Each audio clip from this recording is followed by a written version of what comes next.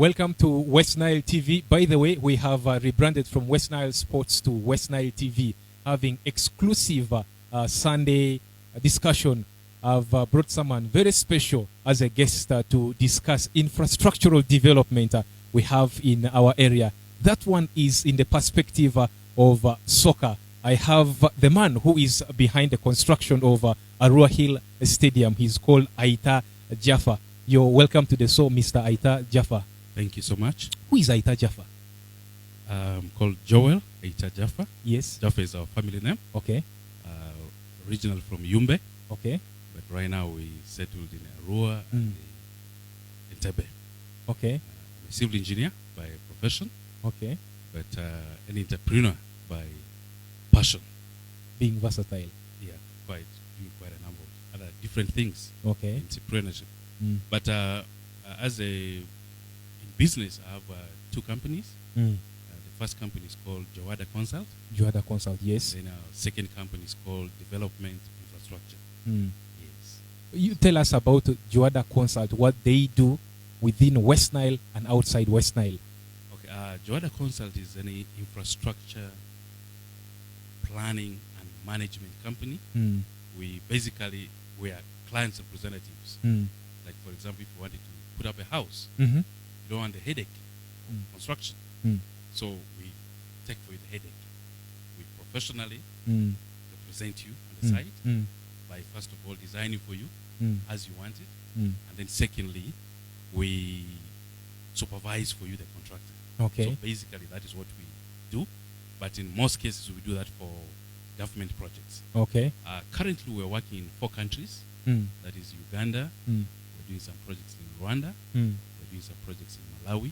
Okay. And then also we had some projects in Congo and in Kenya. So that is basically what we do. Okay. Out of Uganda. But in Uganda here, we are also doing quite a number of projects. Our main one, which we just completed, is Mulago Hospital. That is both Lower Mulago and the Women's Hospital. Those we have already concluded. In Arua, we are doing quite a number of projects. We're just completing the Arua main market. Market, yes. As the client's representative and also the designers. As part of the market, we've also done the Awindiri Value Addition facility. It's a 500 ton per day agricultural facility. That is also ready almost for handover. In Yumbe, we're doing a hospital. It's actually going to be the biggest district hospital. Good news. Uganda, yes. Good news. I think within 2 or 3 months, we should be ready to hand over that. Right now, we're doing some road project, the School Road and the Arua Road. Yes. It's under the World Bank funding. There we're also doing it as clients' representative, designers and supervisors. Besides Jawada, as development infrastructure, we're doing currently the Arua Hill Stadium. Yes, yes. And the roundabout monument. So I think those are some of the brief projects summarized. Okay, thank you. Now let's zero down to the stadium. We have so many soccer fans in West Nile, and people do love soccer. And we have seen across the world that it has brought so many development in so many areas. Players playing in Europe, getting money back to their homes in Africa, and so on. They are so excited that you started the construction of Arua Hill Stadium. What motivated you?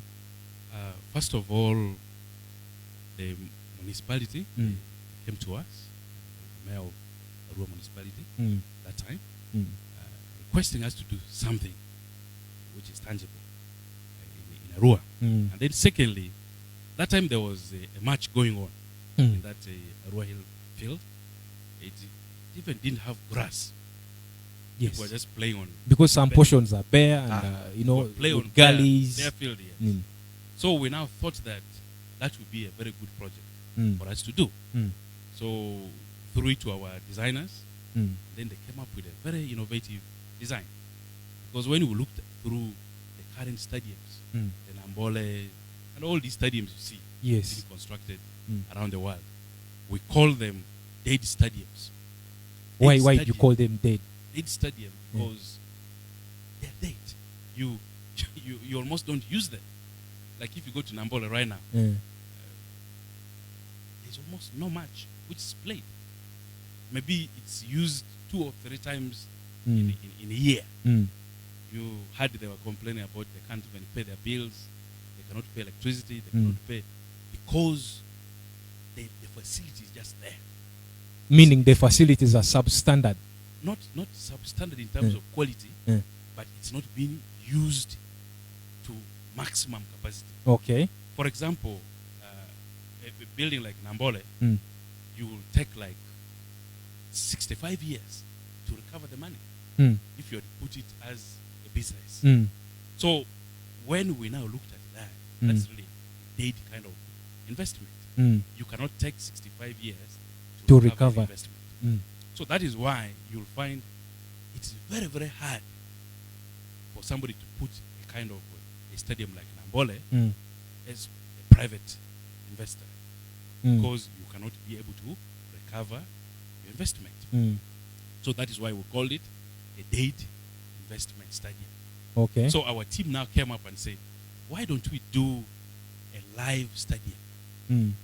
Now, a live stadium, the concept is that 24/7 it must be busy. Functioning with other activities. Yes, with other activities, it must be functioning. So we now looked at, then secondly, who will fund it? So the next thing came up, that question came up, who will fund it?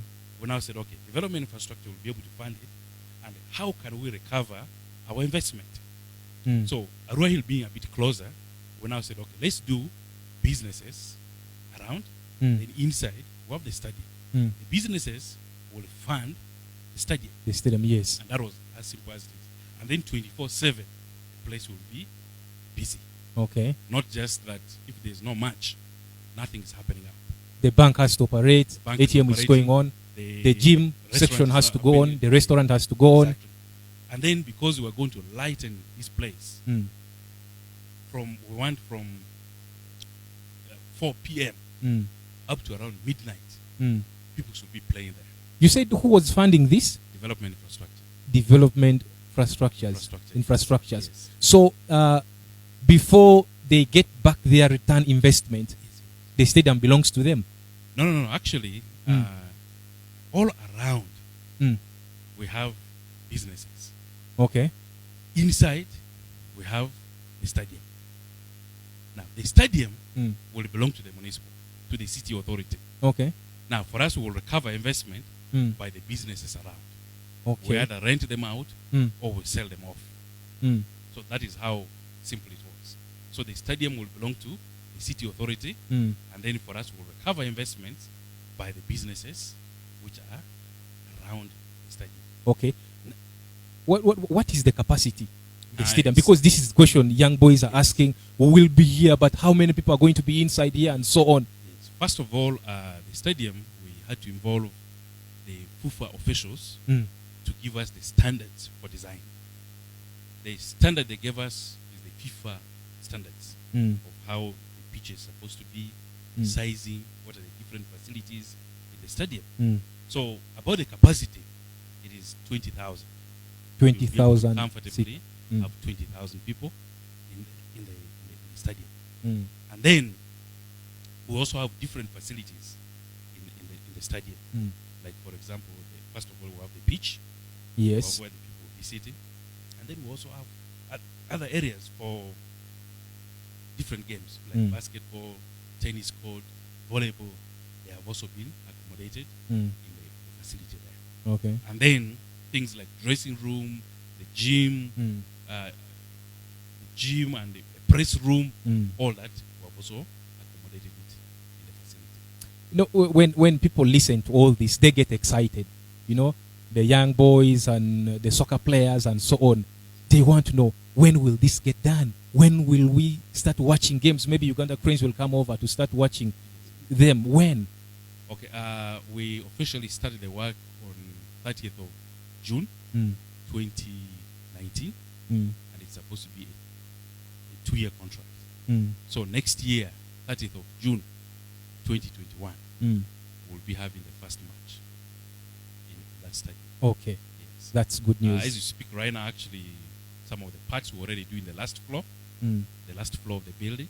So by December, you'll be seeing roofing happening, Mm. then finishes happening, and then the final pitch will also be happening. We spoke. You just said something about Nambole.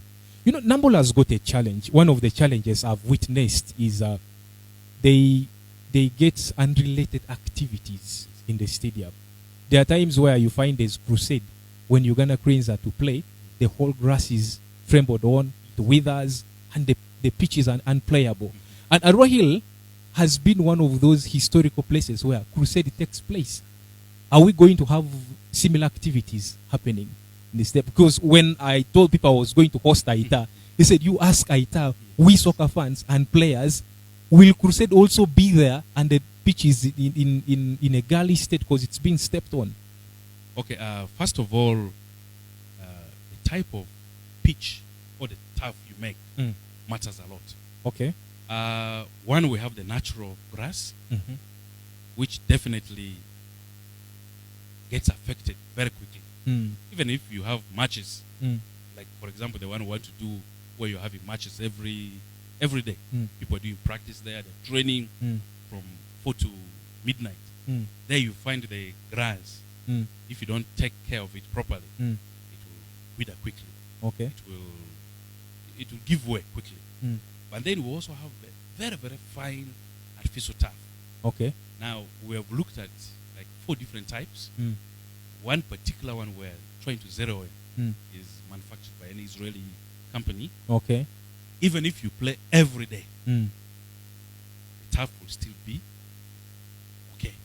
But did you look Yes. at the challenge of the AstroTurf in a sense that Yes. if you look at top European teams, Yes. like in the Premier League, it's not used because it causes injuries, knee problems for players. Why would you choose that instead of natural grass that even Arsenal are using? Now, that comes down to the type of actual turf you're using. Mm. You see, there are the turfs which really give you a lot of injury. Yes. But this particular one, like I said, we're looking Upgraded. at 4. Yes, we're looking at 4 different type of turfs. Mm. This particular one from Israel, manufactured by an Israeli company, is really top of the range. Mm. Yeah, but as of now, we're still really doing more research. But our idea is that we will need a facility which can be used a lot without it getting degraded easily. I hosted one of the guys from the boxing federation within West Nile. The stadium is big, and normally when, like you said, so many activities take place. Are there going to be other sporting activities taking place? Maybe basketball played somewhere in some demarcation? Yes, like I said earlier on, one of the sections we've left it for a number of games: basketball, volleyball, even tennis court, and even netball. So we can be able to have 4 different games. Then recently we were looking at, there are a number of spaces below the pavilions. We realize below the pavilion there is a lot of space, which we have actually not been. So it's like a fresh idea. Exactly, it's a fresh idea. We initially had looked at it as just space below the pavilion. So our designers are now looking at how can we actually use this space below the pavilions into something very, very important. So I have a feeling that we're going to have a lot of space there, which we can bring more other games. Like, for example, we have squash, table tennis, exactly. Darts. These are the smaller indoor games. We can have a lot of space for them, especially for practice purposes. We can have a lot of space for them under those pavilions. Okay. But a lot will depend on what our designers come up with. Let's talk about the clubs. Will they pay to play games there? Why I'm asking this is, these clubs are broke. Some of them were saying, are we going to afford to play in that place? It looks nice. Are we going to afford? Are they playing at a cost? Okay, we have not yet looked at the financials, especially the management aspect. But I was trying to look at a possibility of, instead of a club paying, the possibility of agreeing on some kind of a revenue sharing like a club can come, you play the game there. Mm. You don't pay us any money.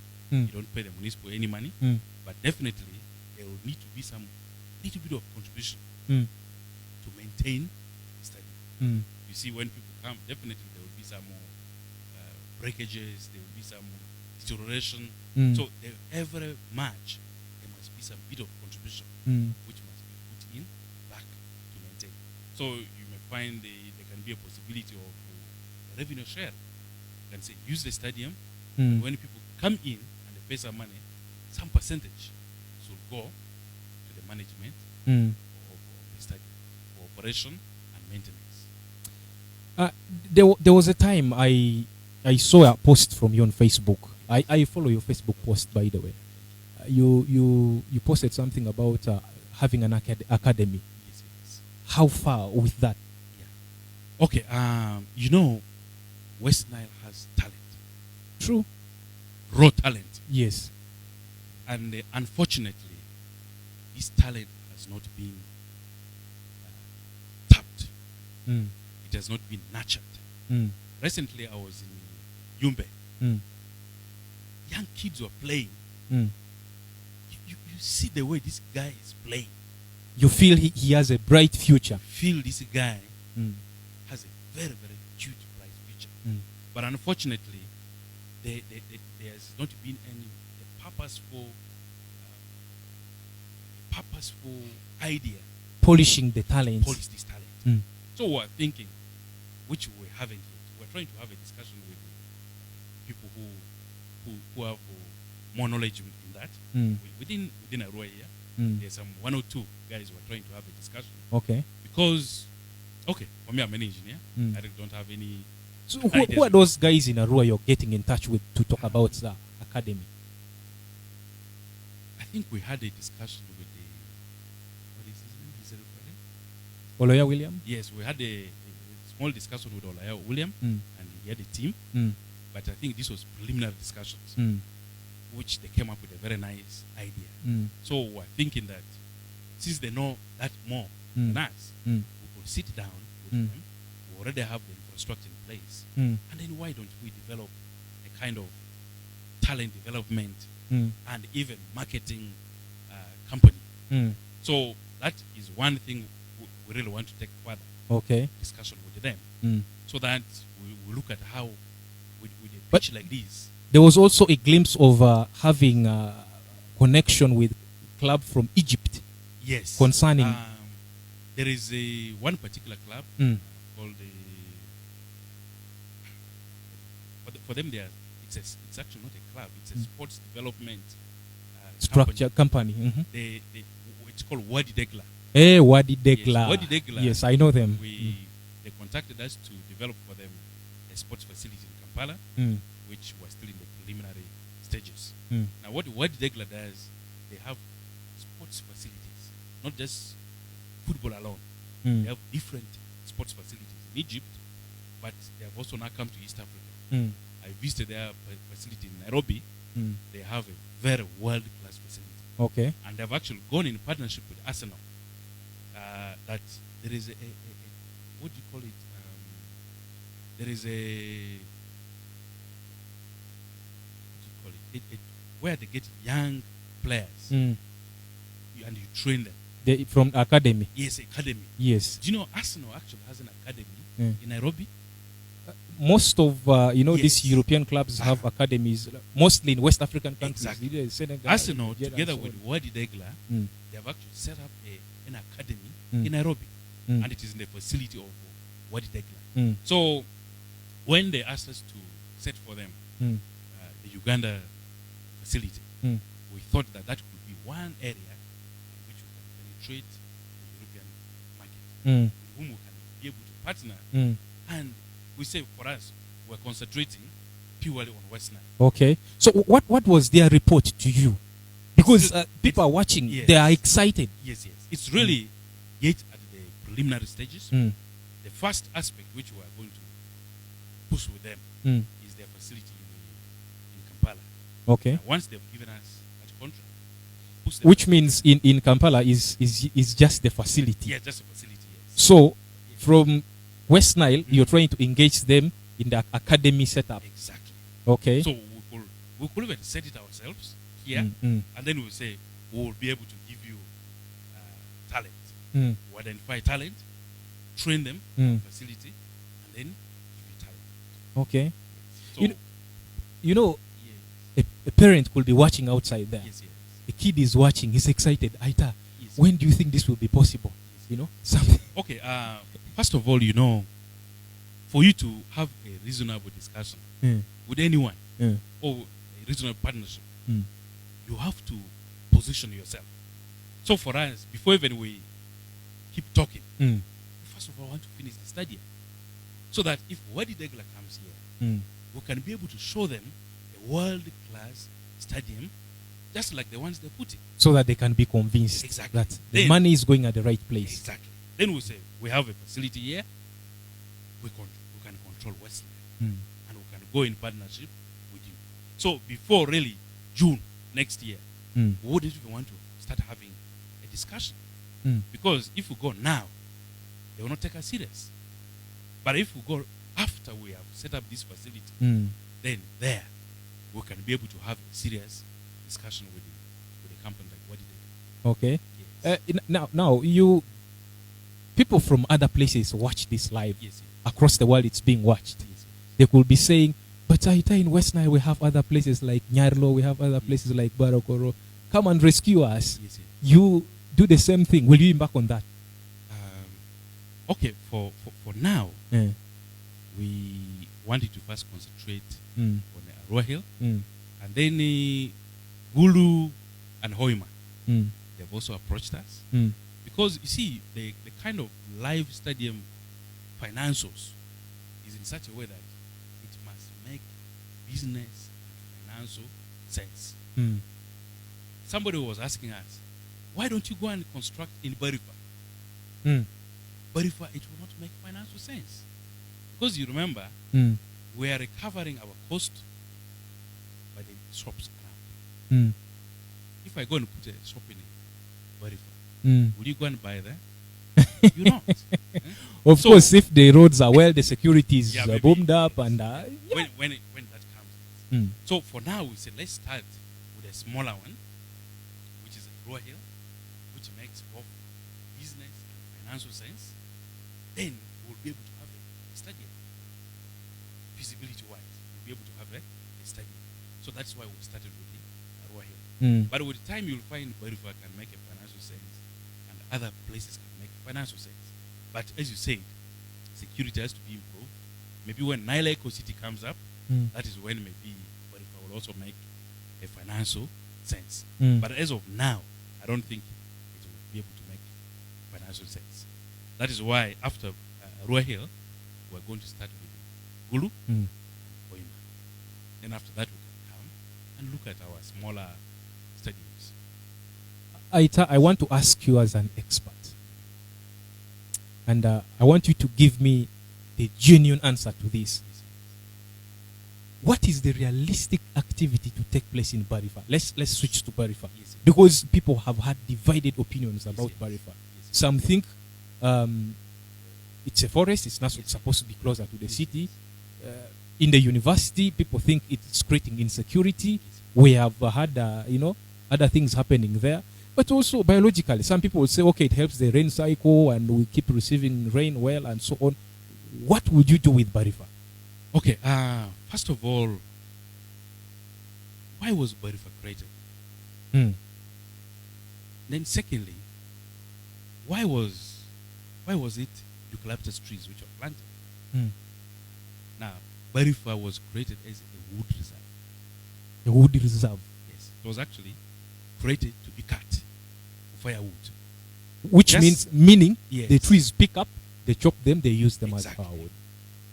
Just like you remember what BAT used to do? Mm. They would plant forests Mm. for their tobacco, Mm. for curing tobacco.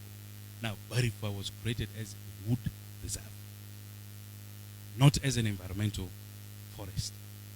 If it was an environmental forest, Mm. they wouldn't have created eucalyptus trees. Now, if you study eucalyptus trees properly, Mm. you realize it actually does more damage to the environment Exactly. It's advantage. Because I've witnessed even crops planted there Yes. 10 meters away from the eucalyptus, Uh-huh. they do not do well. They can't do well. And then secondly, have a stream of river. Plant eucalyptus tree there. Mm. Give that river 5 to 10 years. You'll find it is Sinks, dry. dries up. Those who used to watch matches in Barifa, we used to have a lot of streams. All those have dried up. Mm. Now, that was the reason why it was created for wood reserve. Mm. Then came in the insecurity. Insecurity started coming in. Women were raped there. People were killed there. True. It's happening. Even up to this year, it has happened. So, 7 years ago, Mm. the municipality came up with a plan to degazette Barifa. Mm. Before that, records show that even in the 1970s, Mm. there was also a plan to degazette Barifa. Barifa. But then NFA gave municipality 3 conditions. One was to have an alternative land. Mm. Municipality got an alternative land in Vora. Mm. 2 was to have a master plan, Mm. and then to have an environmental impact assessment. Mm.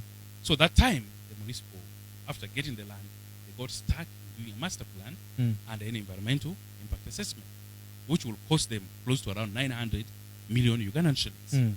So that is when the former mayor, Asiki, Mm. asked us if we can help. Mm. So we said, okay, we have our team Mm. who can be able to do those 2, master plan and environmental impact assessment. Mm. So we came up with what we call Nile Eco City.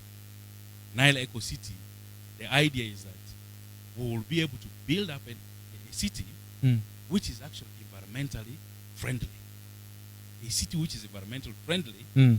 and then be able to actually have that as a central business district Mm. of Arua City. Okay. That was the idea that Mm. time. Have Nile Eco City as the central business district of Arua City. Mm. So we impacted on the designs. We came up with what has been known as the Nile Eco City. Then once all those 3 documents were ready, they were now taken to NFA. Mm. NFA submitted it to Cabinet. So it took some bit of time, but Cabinet approved because it was not now one degazettement they wanted to do. Mm. They wanted to do a number of them. I think there were around 6 or 7. Okay. After Cabinet approved that, Mm. it was forwarded to Parliament because they needed to gazette and degazette. Mm. Gazette the new place as a forest and degazette the old one. So as we speak now, it's currently in Parliament, Okay. awaiting for gazettement. Okay. Once that is done, then the process will start. But as of now, nothing much can be required. Now, switching to sports, normally the federation is pushing people to have good structures. And, Ondoparaka have been affected at some point, late registration, because, there are some few things that were missing. As you assess, what is the future of infrastructural development within West Nile? Okay, first of all, we've had a number of clubs in West Nile. Mm. They come and go. Yes. Football is a very lucrative business. Mm. But before it becomes lucrative, Mm. you have to put in money, True. and a lot of it. Mm. So a number of our local clubs, not just in West Nile alone, Mm. across Uganda, they have not yet seen that aspect. Mm. It's not just somebody waking up, setting up a club, and thinking, okay, very soon I'm going to be making money. No. Mm. You have to look at the financials first. You should have the financial muscle in place before you really push it. Mm. So most of these clubs, the first thing they should do is they should look at that aspect. So are we trying to say the realistic thing here is most of these clubs don't have financial muscle? Yes, they don't. So they are not ready for that yet? Maybe what I think most of the clubs, especially in West Nile, should do is, and this I always make that proposal, Mm. that most of these clubs, they should look at ways of generating revenue Mm. outside the box. Ways of generating revenue Mm. outside the box. You see, football is an emotional game. True. Football is a game where somebody can just pull even 1 billion and pay Because he's excited. because he's He excited. has seen a nice goal. Now, what clubs will do Yeah. in West Nile here, Mm. the moment you've reached that peak where fans are mad, Mm. give out shares to clubs, fans. Convert it as a fans club. Mm. That will be the easiest way you raise revenue. Give it out, give shares out to fans. Fans, yes. Because the moment you say, like for example, Mm. Vara, maybe let's say has started winning Mm. and has reached a peak Mm. where fans are excited and Mm. winning. You see, at that stage, Mm. fans are ready to pay anything. Before elastic limit. Exactly, before you reach that elastic limit. Now, the moment you've reached that stage, Eh. tells fans that 30% of the shares of Mvara were given to you, to the fans. And each share is costing 10,000 shillings, and we're having 3 million shares. Let me tell you, within a month or two, Mm. you have generated over 30 million shares. See? And Because and fans are mad. these clubs will be able to put structures. Exactly. Okay. Now, the moment you have the money, Mm. for example, if let's say Mvara had generated the 30 billion, Mm. giving out 30% shares to fans, Mm. and we are able to generate 30 billion, Mm. the first thing I would have done, I would have said to do is remove 10 billion, Mm. put up a nice stadium. Mm. And with 10 billion, you can put a very, very nice stadium. Now, the moment you have sorted out that, get another 10 billion, put it in a, for example, in a treasury bond in Mm. Bank of Uganda. Mm. Now, do you know what that 10 billion will do if you put it in a treasury bond? Mm. Bank of Uganda will easily be able to give you around 15% per annum in interest. Right now, I think it's around 16%. Joel, Yes. these IDAs are top class. Yes. Clubs have been crying that, okay, people have been crying out, say, why don't you sell shares? Yes, yes. I've been an insider on the Parak Yes, FC. yes. Say, tell your people to sell shares. Yes, yes. Tell your people to sell shares. Yes, yes. Would you buy a share? If a club comes to you and say, Attah, want you to buy a share. Why not? Mm. You see, I will be buying a share in my club, not because I want to get profits from that club. Thank I'll you. be buying it because of the love I have for the club. Mm. Make it 10,000 shillings. Mm. A boda will be buying shares. Mm. He will only buy one share. Mm. Now, this one share is not about... Is there a club you love in West Nile? So much. Definitely, I follow a lot of football in West Nile. I love Ontoparaka. Yeah. I love Mvara. Why didn't you buy shares? Are they selling? Yes, they are selling. They wouldn't refuse the shares from Attah. Now, you see now, the shares will not be about Attah buying or somebody else buying. Here we're looking at generating revenue. Revenue, yes. So we should look at getting as many people as possible. You get? But according to your thinking, how would you beat the barrier where when a fan knows that he has a share in the club, he wants to start making lineup for the club? No. Because there are section of fans who think the 5,000 they have put is enough to even become the club manager. Now that you'll manage it properly. That you can be managed. You see, first of all, the season making has levels. First of all, you have the shareholders who have voting power. During the annual general meeting, that is when he will make a decision. They will say, I'm coming to vote for this, for that. But the day-to-day management of a club is not done by shareholders. No. That would be something very, very wrong. It will not be done by... I think this one is so important that someone like Attah, who love to buy shares, tells people that you love football, yes.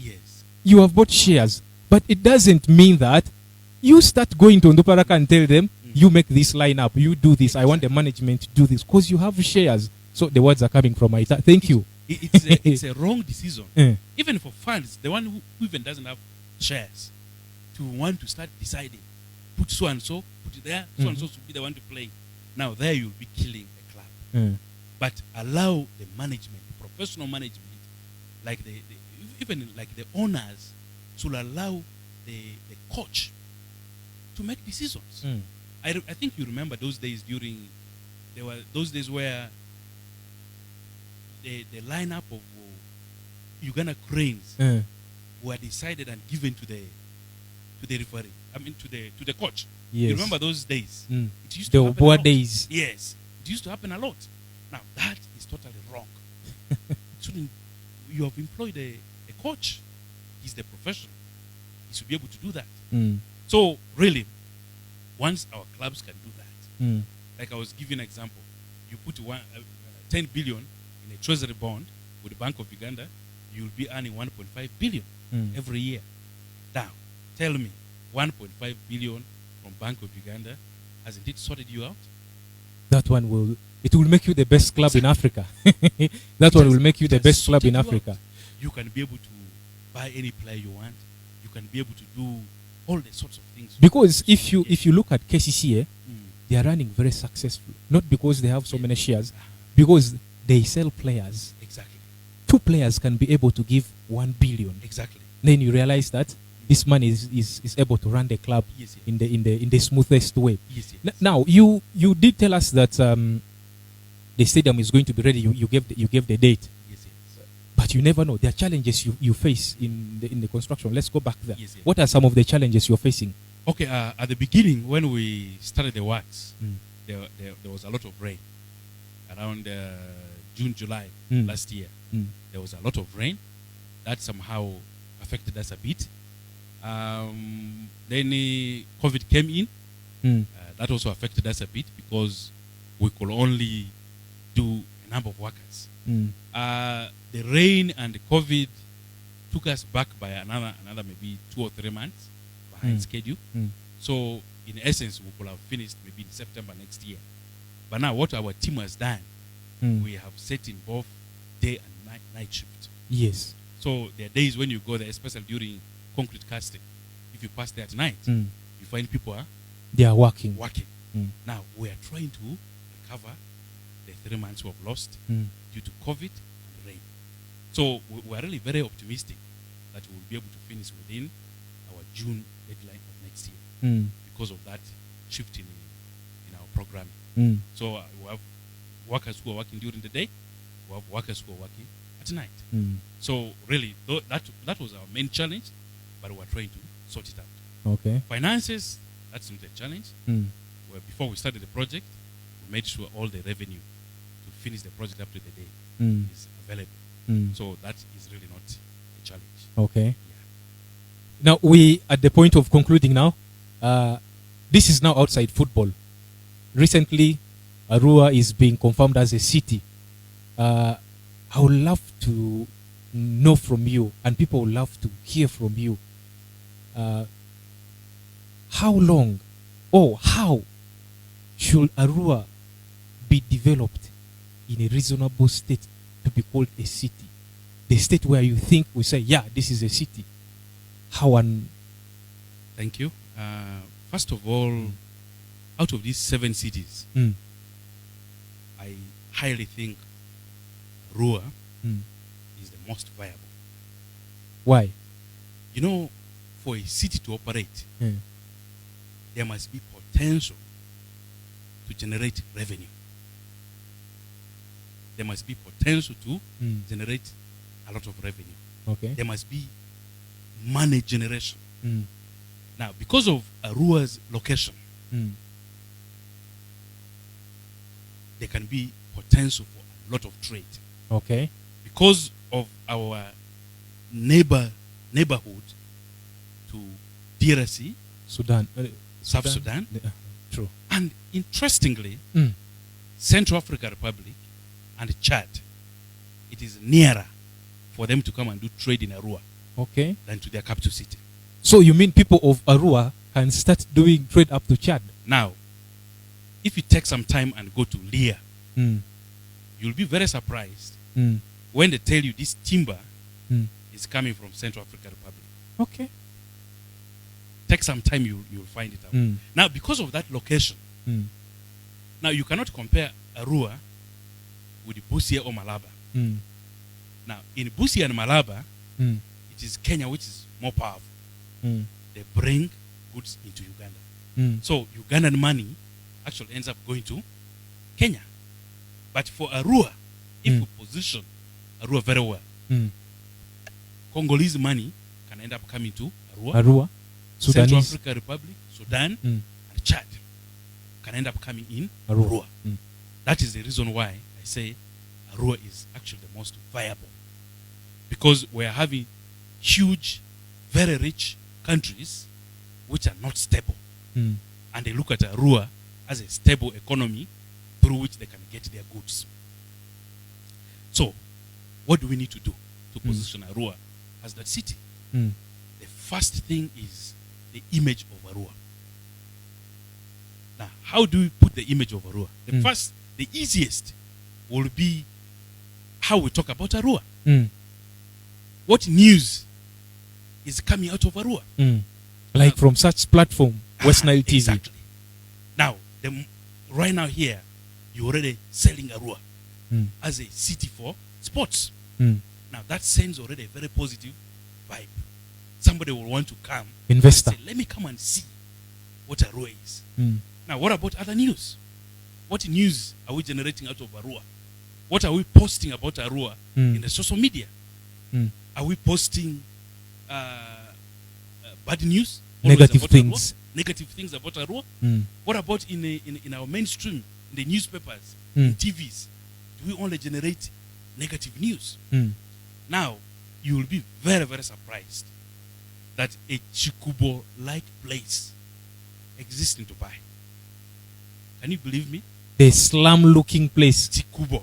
Just you see Chikubo, where traders are doing their business, is there in Dubai. Have you ever seen it in any picture? They do not publicize Never. that. You don't see it. The Dubai we see outside here is that beautiful Dubai. What about Kigali? But what if it's due to corruption? Should we again shut it down and not talk about it? Now you can talk about corruption, but the image of Arua is something different. But some of these junk structures and what they end up coming because of corruption. No, that is something you can sort out internally. Don't wash your that lineage to the public. You get it? You can sort out that internally. But the image you send about Arua should be the beautiful one. Okay. Now, that will help attract investors. That will help attract people from out there and say, let's come and see Arua. Now, you'll be very surprised about Kigali. Do you know there are huge slums in Kigali? Not publicized. If I posted for you pictures of Kigali, which are slums, you will definitely say this is Nairobi or Kampala. Okay, we're about to summarize. So, once we do the image, that is one thing. Now, we need to set up Arua as an international trading city. How do we do that? Declare Arua as a special economic zone. What is a special economic zone? It is a zone where I can come and set up a factory and export my goods without you charging me taxes. That's what Dubai did. Okay. Set up Dubai as a special economic zone. Now, that's what you should do in Arua. Declare the whole of Arua city as a special economic zone. Maybe set up 4 different of such zones within the city. Automatically, you will bring these factories in Arua. Now you are setting Arua as an international trading city, because that's what we are known for. You cannot set Arua as a tourism city. What do we have here as tourism? Nothing. But now our advantage is trade. Some people said city-wise, you're just going to give this within 30 seconds. Yes. Infrastructure-wise, Arua historical was badly planned. True. Can that be cleaned up? Yes. Arua, the first thing they need to do is to have a 100-year infrastructure master plan. A 100-year infrastructure master plan. So you have summarized in 30 seconds. Yes. Thank you very much for watching. I hosted Attah here. Thank you very much. I will have you again when we want to learn more and build our place. Or invite you. Probably you will also support this platform in any way you like. Like I said before, we rebranded from West Nile Sports to now West Nile TV. Thanks for watching. Catch you again probably next Sunday. Bye.